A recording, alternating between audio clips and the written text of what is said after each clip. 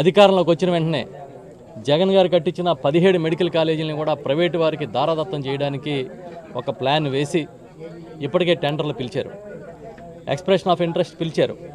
పిలిచి ఈ కాలేజీలన్నీ కూడా అప్పచెప్పడం ద్వారా పేదలకి వైద్యం అందని పరిస్థితిని, భవిష్యత్ తరాలకి నష్టం జరిగే పరిస్థితిని క్రియేట్ చేశారు.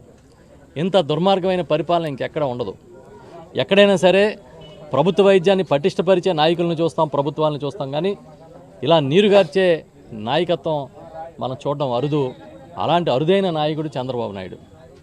వాళ్ళ ఆరోగ్యశ్రీని దాదాపు ఎత్తేసే పరిస్థితి, అదేవిధంగా మెడికల్ కాలేజీలని ప్రైవేటుకి ఇచ్చేసే పరిస్థితి. ఇన్ని దుర్మార్గాలు ఈ రాష్ట్రంలో జరుగుతూ ఉంటే అడిగేవాడు లేడనే ఒక ఆలోచనతో తమ సొంత మీడియాలో ప్రచారం చేసుకుంటూ ముందుకు వెళ్ళిపోతూ ఉన్నారు. అందుకే ఈ ప్రభుత్వ వైద్య కళాశాలని కాపాడుకుంటాం, ఎట్టి పరిస్థితుల్లో ప్రైవేటు పరం చేయనివ్వమని మన నాయకుడు జగన్మోహన్ రెడ్డి గారు ఇవాళ ఒక కార్యక్రమానికి పిలిపించారు. ప్రజల్లోకి వెళ్ళి ఈ ప్రైవేటీకరణకు వ్యతిరేకంగా 1 కోటి సంతకాల సేకరణ చేపడుతున్నాం. దానిలో భాగంగానే ఇవాళ కాకినాడ రూరల్ నియోజకవర్గంలో కూడా నేమం గ్రామంలో రచ్చబండ కార్యక్రమంలో పాల్గొన్నాం. అన్ని గ్రామాల్లో కూడా కార్యక్రమాలు మొదలవుతున్నాయి. ఉధృతంగా చేసి 1 కోటి సంతకాలను కూడా గవర్నర్ గారికి ఇచ్చే కార్యక్రమంలో మేము సైతం అని పాల్గొంటాం.